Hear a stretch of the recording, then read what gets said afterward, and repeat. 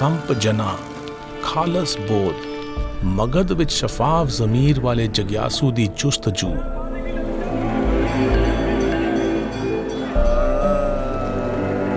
ਗੁਰੂ ਨਾਨਕ ਨੇ ਆਪਣੀਆਂ ਸੋਚਾਂ ਦਾ ਵਿਖਿਆਨ ਸ਼ੰਕਾਵਾਦੀਆਂ ਸਾਹਮਣੇ ਕੀਤਾ ਜੋ ਹਾਜ਼ਰਾ ਹਜ਼ੂਰ ਦੀ ਹੋਂਦ ਨੂੰ ਨਾ ਕਬੂਲ ਕਰਦੇ ਹਨ ਅਤੇ ਨਾ ਹੀ ਉਸ ਤੋਂ ਮੁਨਕਰ ਹਨ।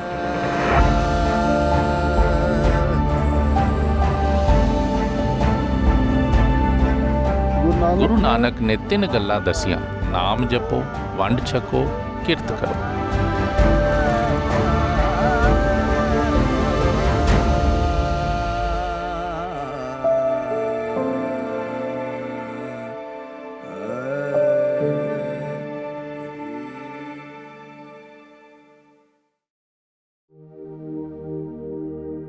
ਏਕ ਓੰਕਾਰ ਸਤਨਾਮ ਕਰਤਾ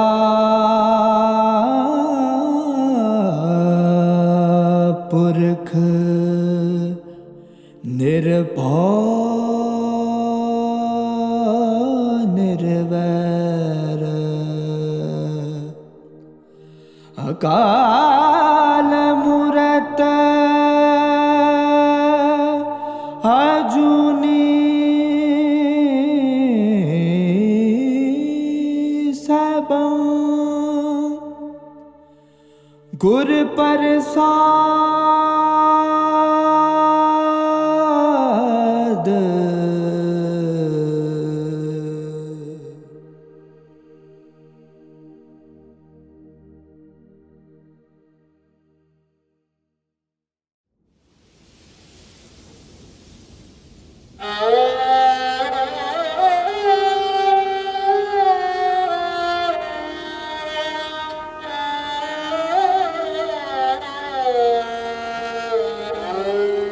ਹੁਕਮੇ ਆਡਾਣੇ ਆਗਾਸੀ ਹੁਕਮੇ ਜਲ ਥਲ ਤ੍ਰਿਭਵਨ ਵਾਸੀ ਹੁਕਮੇ ਸਾਸ ਗਿਰਾਸ ਸਦਾ ਪੁਨ ਹੁਕਮੇ ਦੇਖ ਦਿਖਾਏ ਦਾ। ਕੁਦਰਤ ਦਾ ਹੁਕਮ ਹੀ ਲਗਾਤਾਰ ਸਮੁੱਚੀ ਕਾਇਨਾਤ ਦੀ ਚਾਲ ਕਾਇਮ ਰੱਖਦਾ ਹੈ। ਇਸ ਵਿੱਚ ਕਰਮ ਦੀ ਲਚਕ ਦੀ ਨਵਾਜ਼ਿਸ਼ ਹੈ ਅਤੇ ਹਰ ਜੀਅ ਦੇ ਹਿੱਸੇ ਅਮਲਾਂ ਦੀ ਮਰਜ਼ੀ ਦੀ ਮਾਲਕੀ ਆਈ ਹੈ। ਗੁਰੂ ਨਾਨਕ ਨੇ ਫਰਮਾਇਆ ਕਿ ਹਰ ਜੀਅ ਦੇ ਅਮਲ ਹੀ ਉਸ ਦੀ ਹੋਣੀ ਤੈਅ ਕਰਦੇ ਹਨ।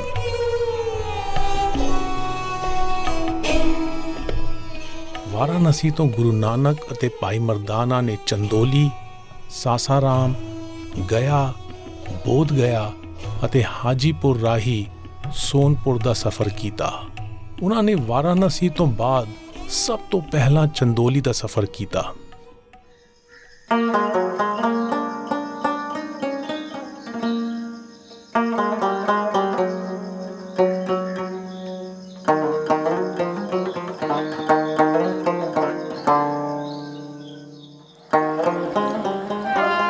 ਵਾਰਾਣਸੀ ਤੋਂ ਹਾਜੀਪੁਰ ਜਾਂਦੇ ਹੋਏ ਅਸੀਂ ਰੇਲ ਗੱਡੀ ਰਾਹੀਂ ਚੰਦੋਲੀ ਜਾਣ ਦਾ ਫੈਸਲਾ ਕੀਤਾ।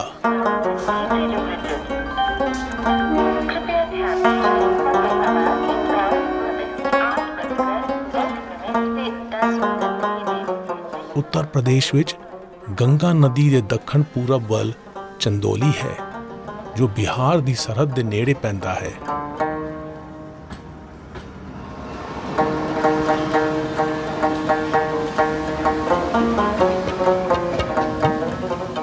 ਜ਼ਿੰਦਗੀ ਵੀ ਰੇਲ ਗੱਡੀ ਦੇ ਸਫ਼ਰ ਵਾਂਗ ਹੈ।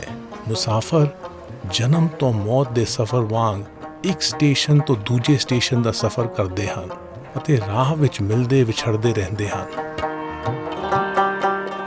ਰੇਲ ਗੱਡੀ ਦਾ ਸਫ਼ਰ ਸਿਖਾਉਂਦਾ ਹੈ ਕਿ ਸਾਨੂੰ ਹਾਲਾਤ ਦਾ ਬੇਗਰਜ਼ ਹੋ ਕੇ ਲਾਹਾ ਲੈਂਦੇ ਹੋਏ ਅਤੇ ਬਿਨਾਂ ਕਿਸੇ ਸ਼ਰਤ ਤੋਂ ਲਗਾ ਰੱਖਦੇ ਹੋਏ ਬੇਲਾਗ ਹੋਣਾ ਚਾਹੀਦਾ ਹੈ।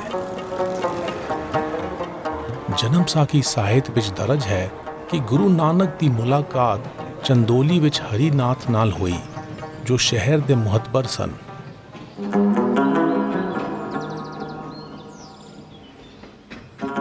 ਹਰੀਨਾਥ ਦੇ ਮਨ ਦੀ ਹਾਲਤ ਹੰਗਾਮਾ ਖੇਜ਼ ਸੀ ਅਤੇ ਉਹ ਆਪਣੇ ਮੁਖੀ ਵਾਲੇ ਅਹੁਦੇ ਨੂੰ ਛੱਡਣ ਬਾਬਤ ਸੋਚ ਰਹੇ ਸਨ। ਗੁਰੂ ਨਾਨਕ ਨੇ ਉਹਨਾਂ ਨੂੰ ਸਲਾਹ ਦਿੱਤੀ ਕਿ ਉਹ ਗੁਣਵਾਨ ਆਗੂ ਵਾਂਗ ਆਪਣੀਆਂ ਜ਼ਿੰਮੇਵਾਰੀਆਂ ਨਿਭਾਉਣ ਅਤੇ ਲੋਕਾਂ ਦੀ ਬੇਗਰਜ਼ ਸੇਵਾ ਕਰਨ। ਅਜਿਹਾ ਕਰਦੇ ਸਮੇਂ ਉਹ ਲਗਾਅ ਕਾਇਮ ਰੱਖਦੇ ਹੋਏ ਵੀ ਬੇਲਾਗ ਰਹਿ ਸਕਦੇ ਹਨ।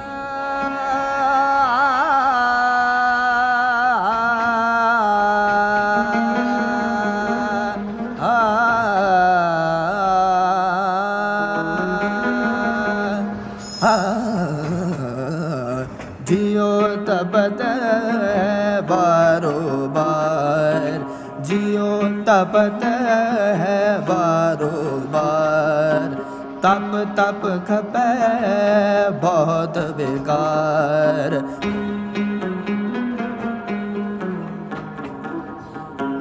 जैतन बाणे विसर जाए,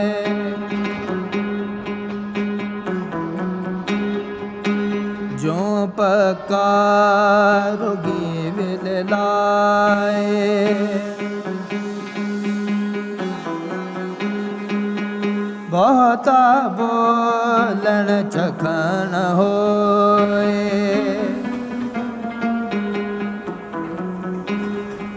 बिन बोले जाने सब सोए, जियो तपत है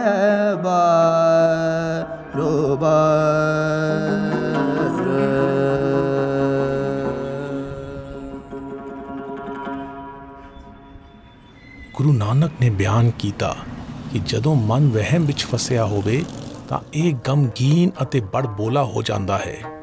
ਇਹ ਤਨ ਅਤੇ ਮਨ ਨੂੰ ਜ਼ਖਮੀ ਕਰਦਾ ਹੈ। ਇਸ ਦਾ ਇੱਕੋ ਇਲਾਜ ਹੈ ਕਿ ਮਨੁੱਖ ਆਪਣੀ ਆਤਮ ਪਰਚੋਲ ਰਾਹੀਂ ਵਹਿਦਤ ਦੀ ਸੱਚਾਈ ਕਬੂਲ ਕਰੇ।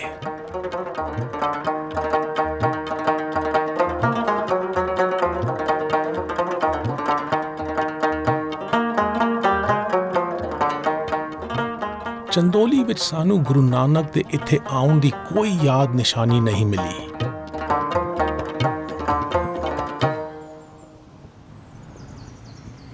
ਚੰਦੋਲੀ ਤੋਂ ਗੁਰੂ ਨਾਨਕ ਅਤੇ ਭਾਈ ਮਰਦਾਨਾ ਨੇ ਸਾਸਾਰਾਮ ਦਾ ਸਫ਼ਰ ਕੀਤਾ।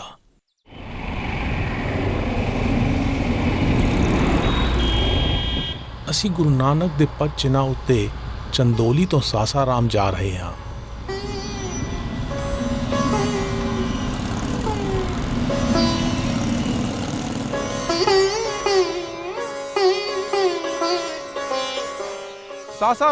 ਇਤਿਹਾਸ ਪੱਖੋਂ ਸਾਸਾਰਾਮ ਉੱਤੇ ਸੂਫੀ ਮਤ ਦਾ ਅਸਰ ਰਿਹਾ ਹੈ। ਗਿਆ ਜਾਣ ਵੇਲੇ ਗੁਰੂ ਨਾਨਕ ਸਾਸਾਰਾਮ ਰਾਹੀਂ ਗਏ ਸਨ। ਸਾਸਾਰਾਮ ਤਾਕਤਵਰ ਅਫਗਾਨ ਬਾਦਸ਼ਾਹ ਸ਼ੇਰ ਸ਼ਾਹ ਸੂਰੀ ਦੀ ਜਨਮ ਭੂਮੀ ਹੈ, ਜਿਸ ਨੇ 16ਵੀਂ ਸਦੀ ਦੌਰਾਨ ਉੱਤਰੀ ਇੰਡੀਆ ਵਿੱਚ ਰਾਜ ਕੀਤਾ।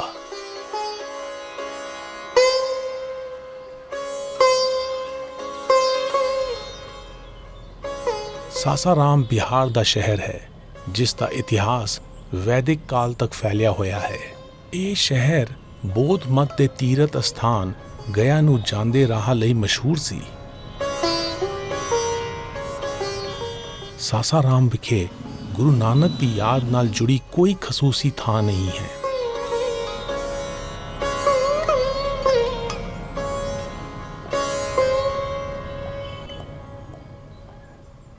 ਸਾਸਾਰਾਮ ਸ਼ਹਿਰ ਵਿੱਚ ਗੁਰਦੁਆਰਾ ਚਾਚਾ ਫੱਗੂ ਮੱਲ ਹੈ।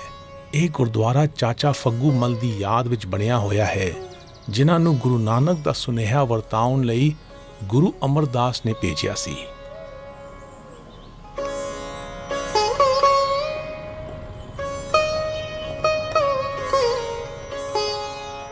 ਉਦਾਸੀ ਸੰਪਰਦਾਇ ਨੇ ਗੁਰੂ ਨਾਨਕ ਦੇ ਫਲਸਫੇ ਦੇ ਪਸਾਰੇ ਲਈ ਬਿਹਾਰ ਵਿੱਚ ਕਈ ਮਰਕਜ਼ ਬਣਾਏ ਸਨ, ਜੋ ਇਤਿਹਾਸ ਦੀ ਗੁੰਮਨਾਮੀ ਵਿੱਚ ਗੁਆਚ ਗਏ ਹਨ।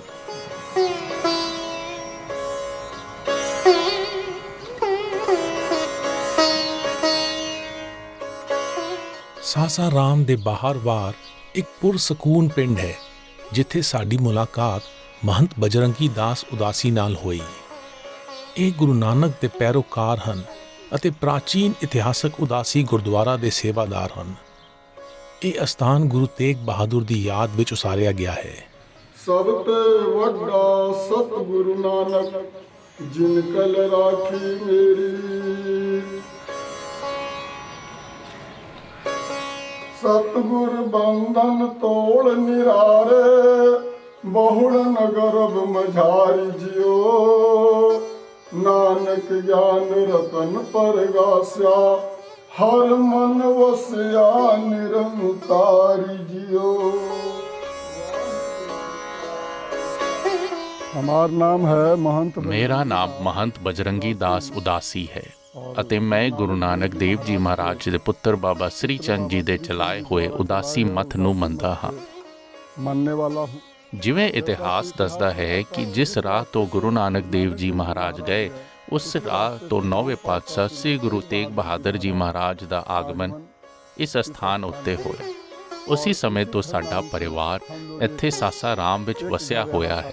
ਉਸੇ ਸਮੇਂ ਤੋਂ ਇਸ ਗੁਰਦੁਆਰੇ ਦੀ ਸੇਵਾ ਸੰਭਾਲ ਕਰ ਰਹੇ ਹਾਂ। संभाल इस गुरुद्वारे का कर रहे हैं।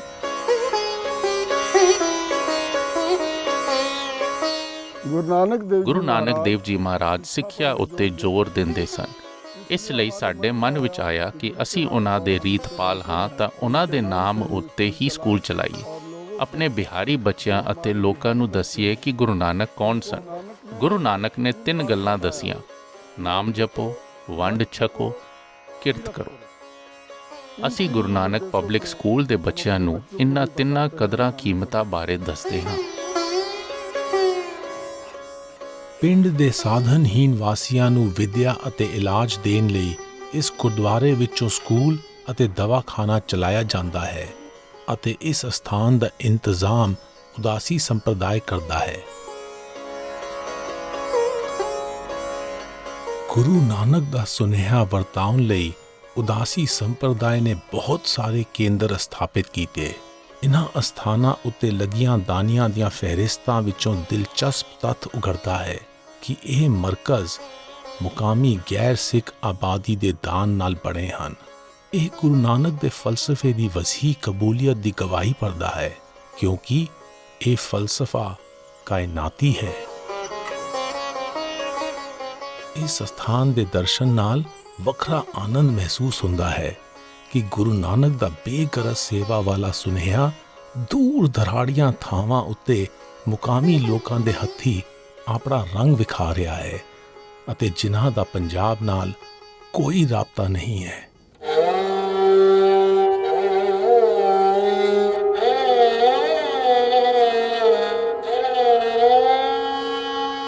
गले पे सतना चाहिए छोटे सच कमाए। ਗੁਰੂ ਨਾਨਕ ਨੇ ਫਰਮਾਇਆ ਕਿ ਜੇ ਗਿਆਨ ਨੂੰ ਅਮਲੀ ਜਾਮਾ ਨਾ ਪਹਿਨਾਇਆ ਜਾਵੇ ਤਾਂ ਇਹ ਅਕਾਰਤ ਹੈ। ਇਹ ਉਸੇ ਤਰ੍ਹਾਂ ਹੈ ਜਿਵੇਂ ਕੋਈ ਬੇਹ ਖਾਣੇ ਨੂੰ ਮਸਾਲੇ ਪਾ ਕੇ ਸਜਰਾ ਕਰਨ ਦੀ ਉਮੀਦ ਕਰਦਾ ਹੋਵੇ।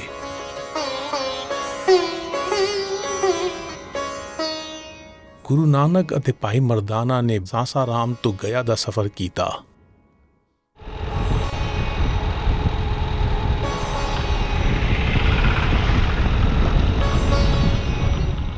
ਅਸੀਂ ਗੁਰੂ ਨਾਨਕ ਦੇ ਪਦ ਚਿੰਨ੍ਹਾਂ ਉੱਤੇ ਗਿਆ ਜਾ ਰਹੇ ਹਾਂ।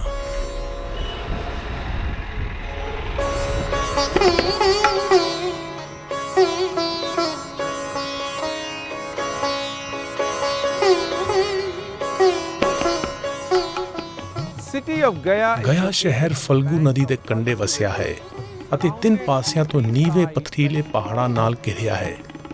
ਪੁਰਾਤਨ ਸਮਿਆਂ ਤੋਂ ਇਹ ਸ਼ਹਿਰ ਪਵਿੱਤਰ ਤੀਰਥ ਸਥਾਨ ਵਜੋਂ ਜਾਣਿਆ ਜਾਂਦਾ ਹੈ।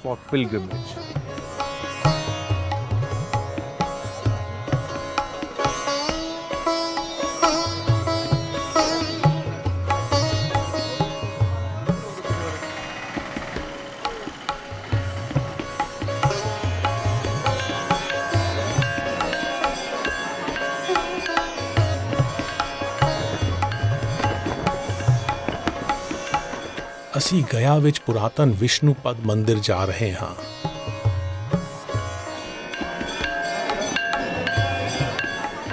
ਗਿਆ ਦਾ ਨਾਮ ਇੱਕ ਮਿਥਕ ਕਹਾਣੀ ਦੇ ਗਯਾਸੁਰ ਨਾਮੀ ਦੈਤ ਤੋਂ ਪਿਆ ਹੈ, ਜੋ ਆਪਣੀ ਸ਼ਕਤੀ ਦੀ ਦੁਰਵਰਤੋਂ ਰਾਹੀਂ ਲੋਕਾਂ ਨੂੰ ਮੁਕਤ ਕਰਦਾ ਸੀ, ਜਿਸ ਕਾਰਨ ਵਿਸ਼ਨੂੰ ਨੇ ਗਯਾਸੁਰ ਦੇ ਸਿਰ ਉੱਤੇ ਪੈਰ ਰੱਖ ਕੇ ਉਸ ਨੂੰ ਖਤਮ ਕਰ ਦਿੱਤਾ।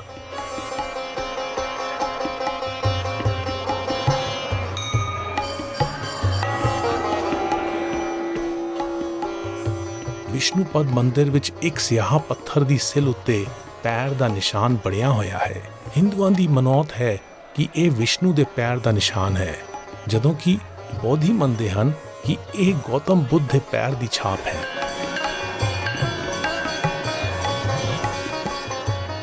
ਵਿਸ਼ਨੂੰ ਪਦ ਮੰਦਿਰ ਦੇ ਲਾਗੇ ਫਲਗੂ ਨਦੀ ਦੇ ਘਾਟ ਉੱਤੇ ਲੋਕ ਪਿੰਡ ਦਾਨ ਕਰਦੇ ਹਨ, ਤਾਂ ਜੋ ਉਹਨਾਂ ਦੇ ਪੂਰੇ ਹੋ ਗਏ ਰਿਸ਼ਤੇਦਾਰਾਂ ਨੂੰ ਮੁਕਤੀ ਮਿਲ ਸਕੇ।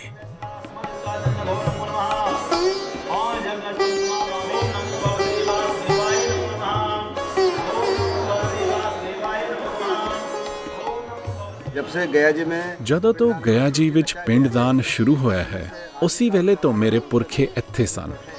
ਸਾਡੀ ਬਹੁਤ ਵੱਡੀ ਜ਼ਿੰਮੇਵਾਰੀ ਹੈ।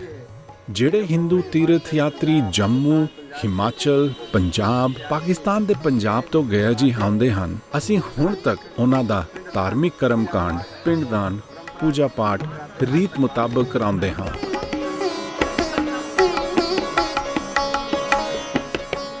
ਪਿੰਡ ਚੜ੍ਹਾਵੇ ਦੇ 7 ਪੇੜੇ ਹਨ, ਜੋ ਚੌਲ ਅਤੇ ਕਣਕ ਦੇ ਆਟੇ, ਸੁੱਕੇ ਦੁੱਧ, ਸ਼ਹਿਦ ਅਤੇ ਤਿਲਾਂ ਦੇ ਬਣੇ ਹਨ।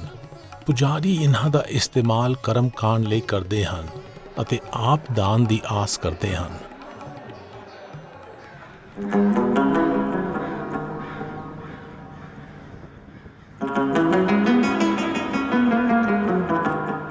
ਜਦੋਂ ਗੁਰੂ ਨਾਨਕ ਨਦੀ ਦੇ ਕੰਢੇ ਬੈਠ ਕੇ ਧਿਆਨ ਕਰ ਰਹੇ ਸਨ, ਤਾਂ ਪੁਜਾਰੀਆਂ ਨੇ ਉਹਨਾਂ ਨੂੰ ਆਪਣੇ ਪੁਰਖਿਆਂ ਦੀਆਂ ਅੰਤਿਮ ਰਸਮਾਂ ਕਰਵਾਉਣ ਦੀ ਸਲਾਹ ਦਿੱਤੀ, ਤਾਂ ਜੋ ਪੁਰਖਿਆਂ ਦੀ ਜਨਮ ਮਰਨ ਦੇ ਚੱਕਰ ਤੋਂ ਮੁਕਤੀ ਹੋ ਸਕੇ।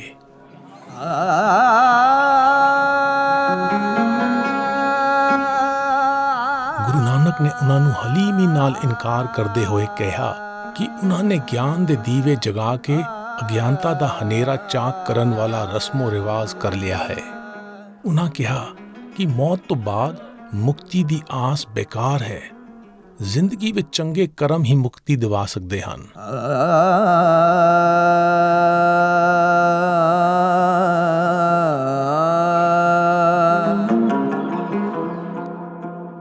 ਇੱਕ ਲੋਕੀ ਹੋਰ ਛਮਛਰੀ, ਬ੍ਰਾਹਮਣ ਵਟ ਪਿੰਡ ਖਾਏ,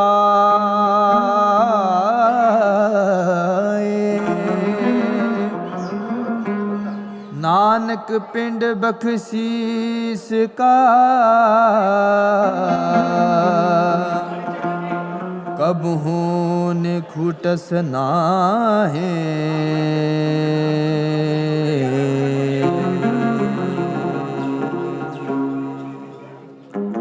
ਗੁਰੂ ਨਾਨਕ ਨੇ ਖੁਲਾਸਾ ਕੀਤਾ ਕਿ ਕਰਮਕਾਂਡ ਦਾ ਦਸਤੂਰੀ ਅਮਲ ਮੁਕਤੀ ਦੇ ਨਾਮ ਉੱਤੇ ਪੈਦਾ ਕੀਤੀ ਗਲਤਫਹਿਮੀ ਹੈ।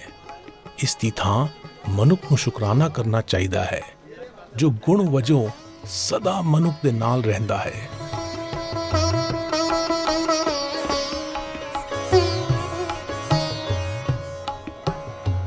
ਫਲਗੂ ਨਦੀ ਦੇ ਕੰਢਿਆਂ ਦੇ ਨਾਲ ਦੀ ਪੀੜੀਆਂ ਗਲੀਆਂ ਵਿੱਚ ਅਸੀਂ ਉਸ ਸਥਾਨ ਉੱਤੇ ਜਾ ਰਹੇ ਹਾਂ, ਜੋ ਗੁਰੂ ਨਾਨਕ ਦੇ ਗਿਆ ਆਉਣ ਦੀ ਯਾਦ ਵਿੱਚ ਬਣਿਆ ਹੋਇਆ ਹੈ।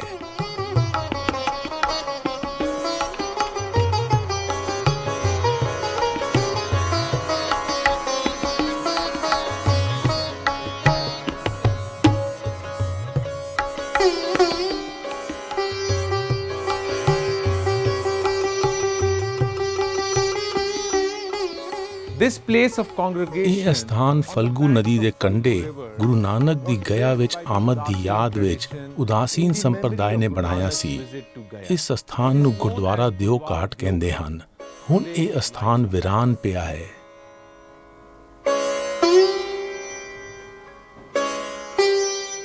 ਗੁਰੂ ਹਰਗੋਬਿੰਦ ਦੇ ਸਮਕਾਲੀ ਬਾਬਾ ਅਲਮਸਤ ਨੇ ਸਿੱਖਿਆ ਦਾ ਇਹ ਮਰਕਜ਼ ਗੁਰਦੁਆਰਾ ਦਿਓ ਘਾਟ ਬਣਾਇਆ ਸੀ। ਮੰਦੇ ਭਾਗੀ ਹੁਣ ਇਹ ਅਸਥਾਨ ਖੰਡਰ ਹੈ।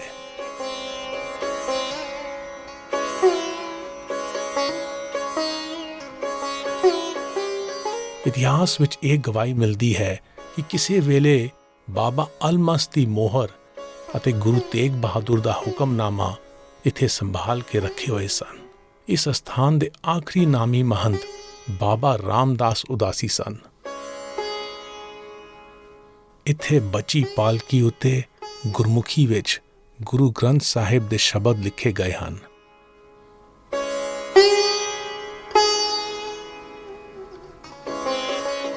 ਸਾਨੂੰ ਕਿਸੇ ਮੁਕਾਮੀ ਬਜ਼ੁਰਗ ਨੇ ਦੱਸਿਆ ਕਿ ਉਸ ਦੀ ਜਵਾਨੀ ਵੇਲੇ ਇੱਥੇ ਉਦਾਸੀਆਂ ਦੀ ਸੰਗਤ ਜੁੜਦੀ ਸੀ। ਉਹ ਅਕਸਰ ਗੁਰੂ ਗ੍ਰੰਥ ਸਾਹਿਬ ਦਾ ਪਾਠ ਕਰਦੇ ਸਨ। ਇਸ ਉਜਾੜ ਅਸਥਾਨ ਦੇ ਵਿਰਾਨੀ ਵਿੱਚੋਂ ਲੰਘ ਚੁੱਕੇ ਸਮੇਂ ਨਾਲ ਸਾਂਝ ਪਾਉਣਾ ਨਿਰਾਲਾ ਤਜਰਬਾ ਹੈ। ਕਦੇ ਇਹ ਅਸਥਾਨ ਗੁਰੂ ਨਾਨਕ ਦੇ ਪਿਆਰਿਆਂ ਲਈ ਸਿੱਖਿਆ ਦਾ ਖੁਸ਼ਹਾਲ ਮਰਕਜ਼ ਸੀ। ਦੁਨੀਆ ਦੇ ਰੰਗ ਨਿਆਰੇ ਹਨ ਜੋ ਮੇਰੇ ਸਾਹਮਣੇ ਲੰਘੇ ਸਮੇਂ ਦੀ ਬਾਤ ਖੰਡਰਾਂ ਵਿੱਚੋਂ ਪਾ ਰਹੇ ਹਨ। ਜਿਉ ਲਾਹਾ ਤੋਟਾ ਤੀਵੇ ਵਾਟ ਚਲਦੀ ਆਈ, ਜੋ ਤਿਸ ਭਾਵੇ ਨਾਨਕਾ ਸਾਈ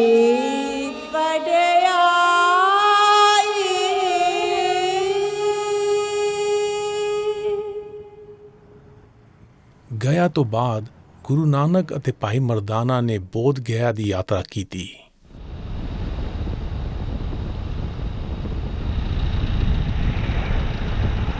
ਅਸੀਂ ਹੁਣ ਬੋਧ ਗਿਆ ਦੇ ਮਹਾਬੋਧੀ ਮੰਦਿਰ ਜਾ ਰਹੇ ਹਾਂ, ਜੋ ਗਿਆ ਤੋਂ 12 ਕਿਲੋਮੀਟਰ ਹੈ।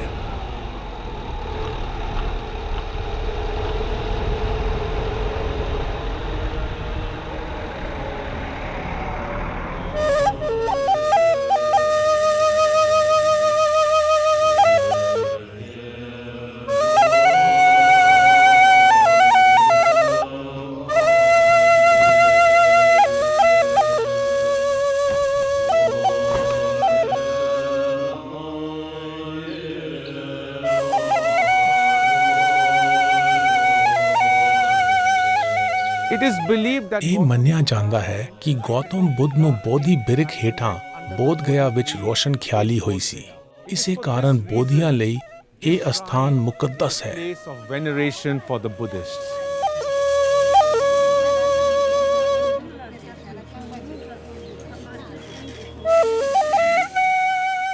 ਰਾਜਕੁਮਾਰ ਸਿਧਾਰਥ ਦਾ ਨਾਮ ਗੌਤਮ ਬੁੱਧ ਵਜੋਂ ਦੁਨੀਆ ਵਿੱਚ ਫੈਲਿਆ। ਉਹਨਾਂ ਨੇ 6 ਸਾਲਾਂ ਤੱਕ ਆਤਮ ਕਸ਼ਟ ਦੇਣ ਵਾਲੀ ਤਪੱਸਿਆ ਕੀਤੀ। ਬੋਧੀ ਬਿਰਖ ਹੇਠਾਂ ਸੋਚ ਵਿਚਾਰ ਵਿੱਚ ਡੁੱਬੇ ਹੋਏ ਬੁੱਧ ਨੂੰ ਜਦੋਂ ਤਪ ਦੇ ਅਕਾਰਤ ਹੋਣ ਦਾ ਅਹਿਸਾਸ ਹੋਇਆ ਤਾਂ ਉਹਨਾਂ ਨੇ ਆਤਮ ਕਸ਼ਟ ਦੇਣ ਵਾਲੇ ਅਮਲਾਂ ਤੋਂ ਕਿਨਾਰਾ ਕਰ ਲਿਆ। ਇਸੇ ਦਿਨ ਨੂੰ ਰੋਸ਼ਨ ਖਿਆਲੀ ਦਾ ਦਿਹਾੜਾ ਕਿਹਾ ਜਾਂਦਾ ਹੈ।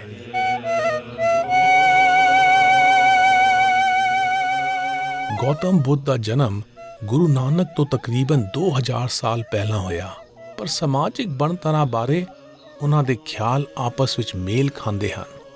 ਦੋਵਾਂ ਨੇ ਆਪਣੇ ਆਪਣੇ ਦੌਰ ਵਿੱਚ ਜਾਤ-ਪਾਤ ਅਤੇ ਮਜ਼ਹਬੀ ਦਰਜਾਬੰਦੀਆਂ ਖਿਲਾਫ ਇਨਕਲਾਬ ਦਾ ਪਰਚਮ ਬੁਲੰਦ ਕੀਤਾ। ਦੋਵਾਂ ਨੇ ਬਰਾਬਰੀ, ਮਨੁੱਖਤਾ ਅਤੇ ਇਨਸਾਨੀਅਤ ਦੀ ਸੇਵਾ ਦੀ ਵਕਾਲਤ ਕੀਤੀ। ਜਦੋਂ ਮਹਾਬੋਧੀ ਮੰਦਿਰ ਦੇ ਮਹੰਤ ਦੇਵਗਿਰ ਨੇ ਗਿਆ ਵਿੱਚ ਗੁਰੂ ਨਾਨਕ ਦੇ ਵਿਚਾਰਾਂ ਨੂੰ ਸੁਣਿਆ ਤਾਂ ਉਹਨਾਂ ਨੇ ਉਹਨਾਂ ਨੂੰ ਬੋਧ ਗਿਆ ਵਿੱਚ ਰਹਿਣ ਦਾ ਸੱਦਾ ਦਿੱਤਾ।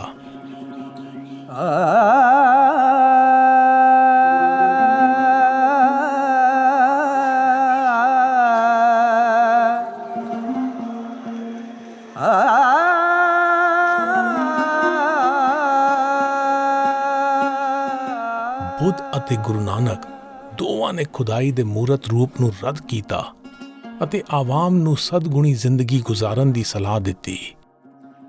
ਬੁੱਧ ਸ਼ੰਕਾਵਾਦੀ ਸਨ।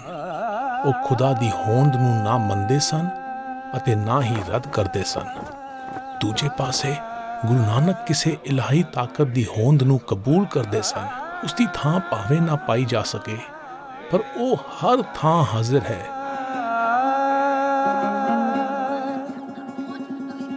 मेरी सखी सहेली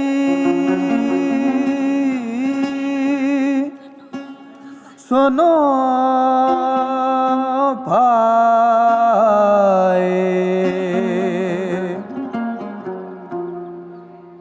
मेरा पीर रिसालू संग साए, ओह अलख न लखिए कहूँ काए, ओह अलख न लखिए कहूँ काए।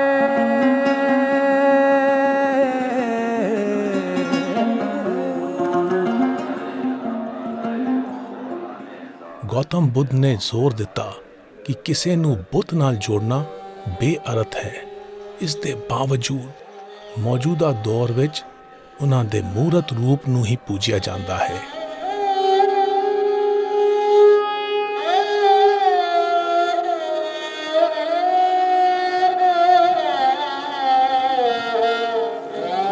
पाथर ले पूजे मुग्ध गवार,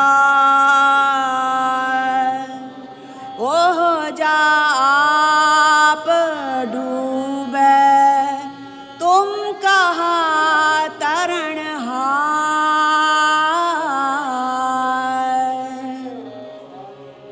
ਬੁੱਧ ਪ੍ਰਸਤੀ ਰਾਹੀਂ ਮਨੁੱਖੀ ਮਨ ਨੂੰ ਆਪਣੇ ਰਹਿਬਰ ਦੀ ਮੂਰਤ ਦੀ ਪੂਜਾ ਕਰਨ ਦੀ ਵਕਤੀ ਤਸੱਲੀ ਮਿਲਦੀ ਹੈ।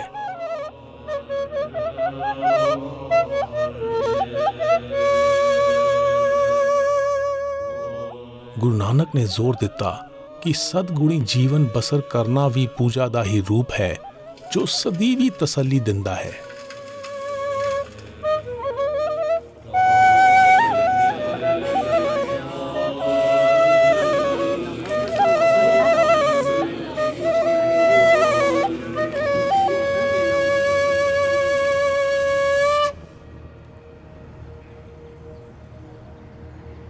ਬੋਧ ਗਿਆ ਤੋਂ ਬਾਅਦ ਗੁਰੂ ਨਾਨਕ ਅਤੇ ਭਾਈ ਮਰਦਾਨਾ ਨੇ ਇਤਿਹਾਸਕ ਸ਼ਹਿਰ ਹਾਜੀਪੁਰ ਨੂੰ ਚਾਲੇ ਪਾ ਦਿੱਤੇ।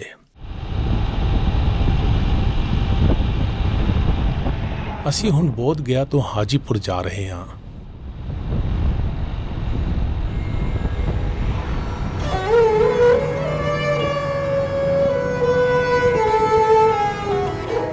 ਹਾਜੀਪੁਰ ਪੁਰਾਤਨ ਸਮਿਆਂ ਤੋਂ ਆਬਾਦ ਹੈ। ਬਿਹਾਰ ਸੂਬੇ ਦੇ ਇਸ ਸ਼ਹਿਰ ਦੀ ਪੱਛਮੀ ਵਾਹੀ ਵਿੱਚ ਗੰਡਕੀ ਅਤੇ ਦੱਖਣੀ ਵਾਹੀ ਵਿੱਚ ਗੰਗਾ ਵਗਦੀ ਹੈ।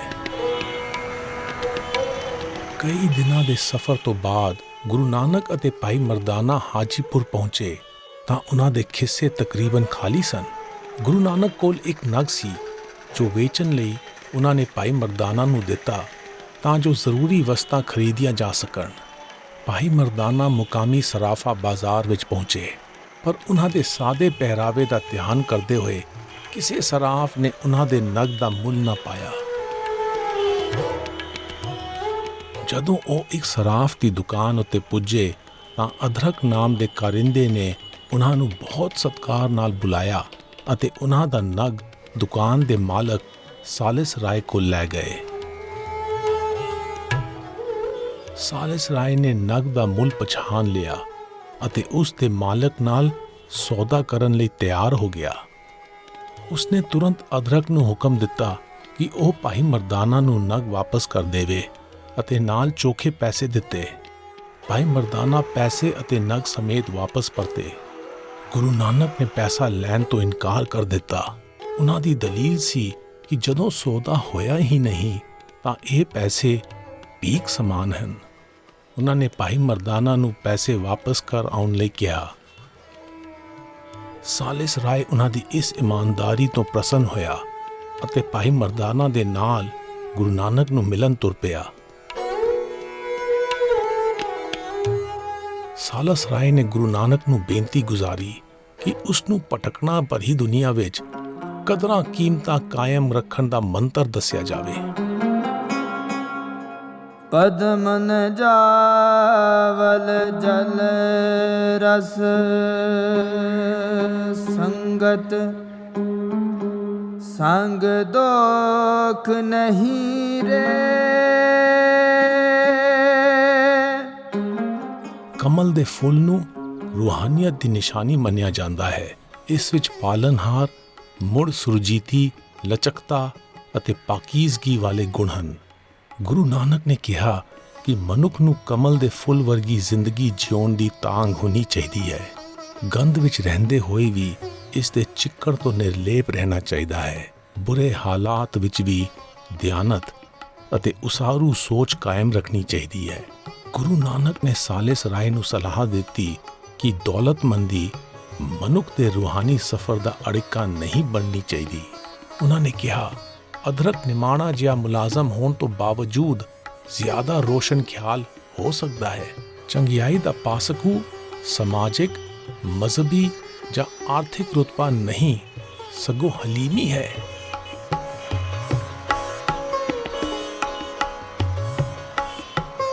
ਅਸੀਂ ਕੁਝ ਸਰਾਫਾਂ ਨੂੰ ਮਿਲੇ ਤਾਂ ਜੋ ਉਹਨਾਂ ਦੀ ਬਰਾਦਰੀ ਵਿੱਚ ਗੁਰੂ ਨਾਨਕ ਦੇ ਸਮਕਾਲੀ ਸਾਲਿਸ ਰਾਏ ਦੇ ਕਿਸੇ ਬਿਰਤਾਂਤ ਬਾਰੇ ਕੁਝ ਪਤਾ ਲੱਗ ਸਕੇ।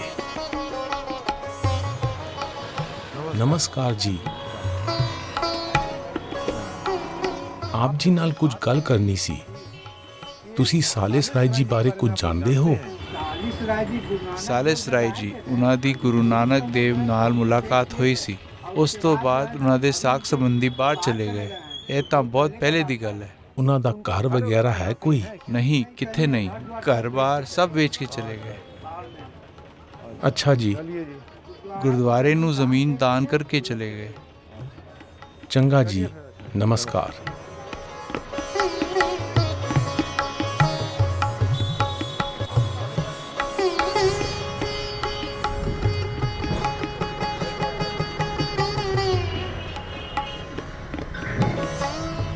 ਅਸੀਂ ਹੁਣ ਗੁਰਦੁਆਰਾ ਗਾਏ ਘਾਟ ਜਾ ਰਹੇ ਹਾਂ, ਜੋ ਗੰਗਾ ਨਦੀ ਦੇ ਲਾਗੇ ਹੈ।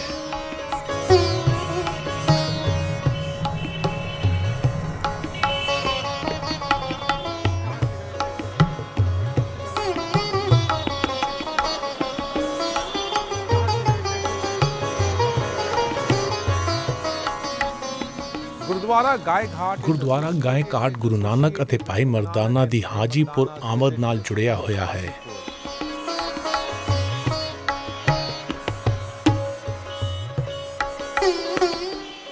ਹਾਜੀਪੁਰ ਤੋਂ ਗੁਰੂ ਨਾਨਕ ਅਤੇ ਭਾਈ ਮਰਦਾਨਾ ਨੇ ਸੋਨਪੁਰ ਦੀ ਯਾਤਰਾ ਕੀਤੀ। ਅਸੀਂ ਹੁਣ ਸੋਨਪੁਰ ਜਾਣ ਲਈ ਗੰਡਕੀ ਨਦੀ ਪਾਰ ਕਰ ਰਹੇ ਹਾਂ, ਜੋ ਇਸ ਦੇ ਉੱਤਰੀ ਕਿਨਾਰੇ ਵਸਿਆ ਹੋਇਆ ਹੈ।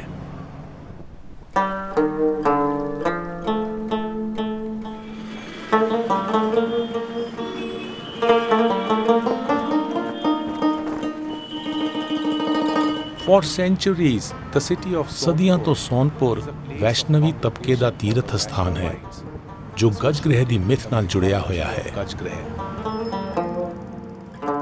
ਸੋਨਪੁਰ ਵਿੱਚ ਕਾਰਤਿਕ ਪੂਰਨਿਮਾ ਨੂੰ ਗੰਡਕੀ ਅਤੇ ਗੰਗਾ ਦੇ ਸੰਗਮ ਉੱਤੇ ਸਾਲਾਨਾ ਮੇਲਾ ਭਰਦਾ ਹੈ, ਜੋ ਨਵੰਬਰ ਦੇ ਮਹੀਨੇ ਵਿੱਚ ਹੁੰਦਾ ਹੈ।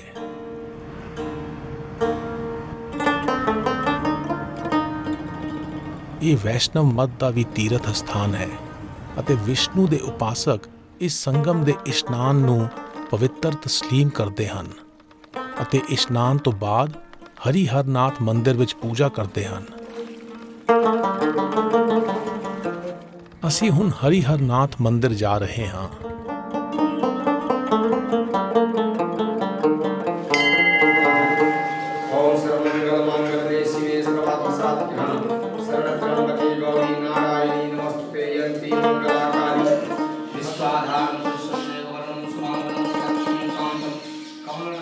ਗਜੇਂਦਰ ਮੋਕਸ਼ ਦਾ ਅਫਸਾਨਾ ਗਜ ਗ੍ਰਹਿ ਦਾ ਮਿਥਿਆਸ ਬਿਆਨ ਕਰਦਾ ਹੈ ਕਿ ਫੁੱਲਾਂ ਵੱਲ ਖਿੱਚਿਆ ਇੱਕ ਹਾਥੀ ਕਮਲ ਦੇ ਫੁੱਲਾਂ ਨਾਲ ਭਰੇ ਹੋਏ ਤਲਾਬ ਵਿੱਚ ਵੜ ਗਿਆ।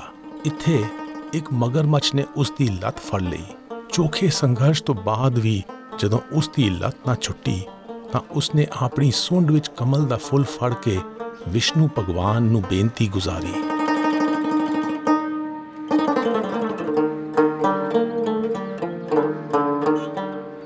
ਭਗਵਾਨ ਵਿਸ਼ਨੂੰ ਨੇ ਸੱਚੀ ਸੱਚ ਸੁਣੀ ਅਤੇ ਹਾਥੀ ਨੂੰ ਮਗਰਮੱਛ ਦੇ ਜਬਾੜੇ ਵਿੱਚੋਂ ਛੁਡਵਾ ਦਿੱਤਾ।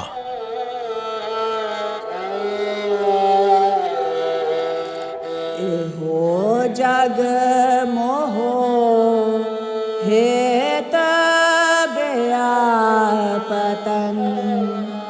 ਦੁਖ ਆਦਿਕ ਜਨਮ ਮਰਨ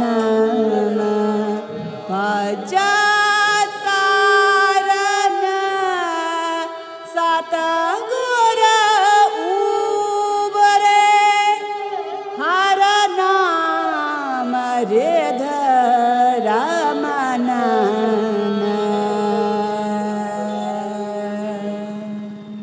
ਇਸ ਅਫਸਾਨੇ ਵਿੱਚ ਹਾਥੀ ਅਗਿਆਨਤਾ ਅਤੇ ਮਗਰਮੱਛ ਪਦਾਰਥਵਾਦੀ ਘੁੰਮਣ ਘੇਰੀਆਂ ਦਾ ਰੂਪ ਹਨ। ਇਸੇ ਤਰ੍ਹਾਂ ਚਿੱਕੜ ਦਾ ਤਲਾਬ ਦੁਨੀਆ ਅਤੇ ਕਮਲ ਦਾ ਫੁੱਲ ਚੇਤਨਾ ਦੇ ਰੂਪ ਹਨ। ਮਗਰਮੱਛ ਦੀ ਪਕੜ ਵਿੱਚੋਂ ਹਾਥੀ ਦਾ ਛੁੱਟਣਾ ਵਿਵੇਕਵਾਨ ਹੋਣ ਦੀ ਨਿਸ਼ਾਨੀ ਹੈ।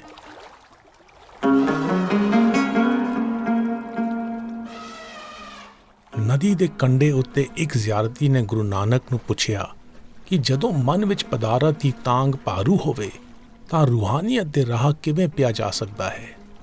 ਗੁਰੂ ਨਾਨਕ ਨੇ ਇਸ ਸ਼ਬਦ ਦਾ ਗਾਇਨ ਕੀਤਾ।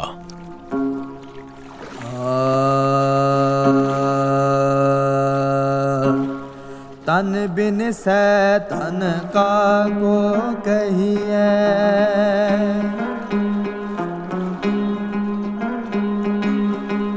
ਬਿਨ ਗੁਰ ਰਾਮ ਨਾਮ ਕਤ ਲਹੀਐ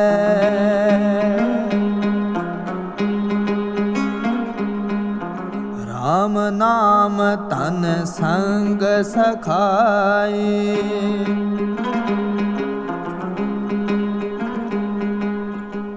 ਅਹਨਸ ਨਿਰਮਲ ਹਰ ਲਿਵਲਾਈ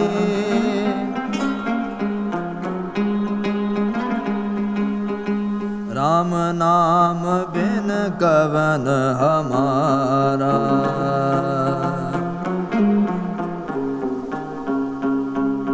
ਸੁਖ ਦੁਖ ਸਮ ਕਰ ਨਾਮ ਨ ਛੋੜੋ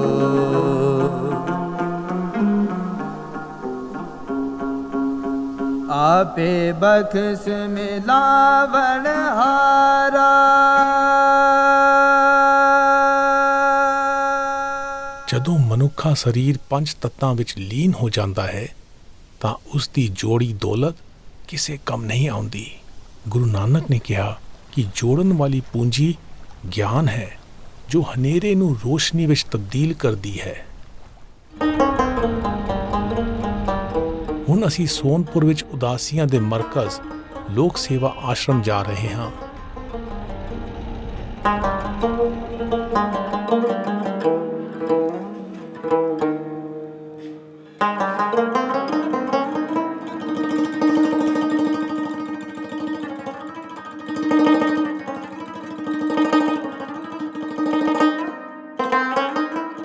ਸਾਨੂੰ ਇੱਕ ਬਜ਼ੁਰਗ ਨੇ ਦੱਸਿਆ ਕਿ ਪਹਿਲਾਂ ਲੋਕ ਸੇਵਾ ਆਸ਼ਰਮ ਵਿੱਚ ਗੁਰੂ ਗ੍ਰੰਥ ਸਾਹਿਬ ਦਾ ਪ੍ਰਕਾਸ਼ ਹੁੰਦਾ ਸੀ।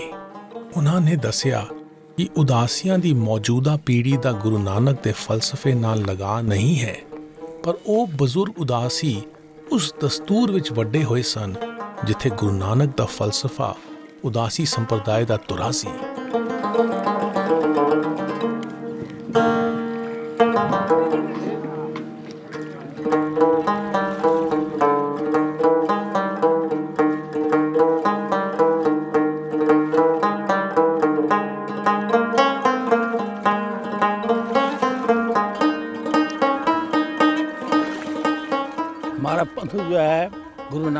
ਸਾਡਾ ਸੰਪਰਦਾਇ ਗੁਰੂ ਨਾਨਕ ਦੇਵ ਜੀ ਦੇ ਪੁੱਤਰ ਸ਼੍ਰੀ ਚੰਦ ਜੀ ਤੋਂ ਚੱਲਿਆ। ਉਦਾਸੀ ਸੰਪਰਦਾਇ ਕੀ ਹੈ? ਸੰਸਾਰ ਦੇ ਬੰਧਨਾਂ ਤੋਂ ਉਦਾਸ ਹੋ ਕੇ ਪਰਮ ਪਿਤਾ ਪਰਮਾਤਮਾ ਦੇ ਲੜ ਲੱਗ ਜਾਣਾ। ਸਾਡੇ 3 ਅਖਾੜੇ ਹਨ।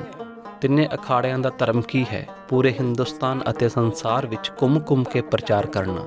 ਗੁਰੂ ਨਾਨਕ ਦੇਵ ਜੀ ਨੇ ਗੁਰਮੰਤਰ ਦਿੱਤਾ, ਸਾਨੂੰ ਪਰਮ ਪਿਤਾ ਪਰਮਾਤਮਾ ਦਾ ਨਾਮ ਦੱਸਿਆ। ਉਹਨਾਂ ਦਾ ਨਾਮ ਇੱਕ ਓਂਕਾਰ। परमात्मा एक है, एक ओंकार। सतनाम, परमात्मा सच है।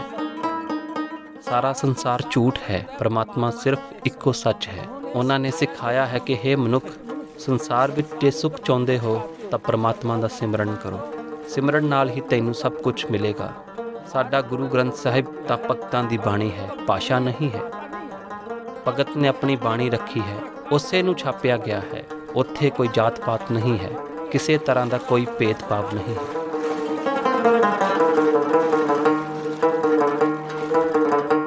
ਦੁਨੀਆ ਵਿੱਚ ਪਈਆਂ ਵੰਡੀਆਂ ਅਤੇ ਆਪਣੇ ਇੱਕ ਪਾਸੜ ਝੁਕਾਅ ਵਿੱਚ ਰੁੱਝੇ ਹੋਏ ਲੋਕ ਏਕੇ ਦੇ ਜਸ਼ਨ ਮਨਾਉਣ ਦੀ ਥਾਂ ਬੇਇਤਫਾਕੀ ਦੀ ਮਹਿਮਾ ਗਾ ਰਹੇ ਹਨ। ਗੁਰੂ ਨਾਨਕ ਨੇ ਕਿਹਾ ਕਿ ਦੁਨਿਆਵੀ ਖੇਡ ਦੀ ਮਹਿਮਾ ਇਹ ਪਛਾਣ ਕਰਨ ਵਿੱਚ ਹੈ ਕਿ ਅਸੀਂ ਸਭ ਇੱਕ ਦੂਜੇ ਨਾਲ ਜੁੜੇ ਹੋਏ ਹਾਂ। ਵਿਛੜਿਆ ਕਾ ਕਿਆ ਵਿਛੜੈ, ਮਿਲਿਆ ਕਾ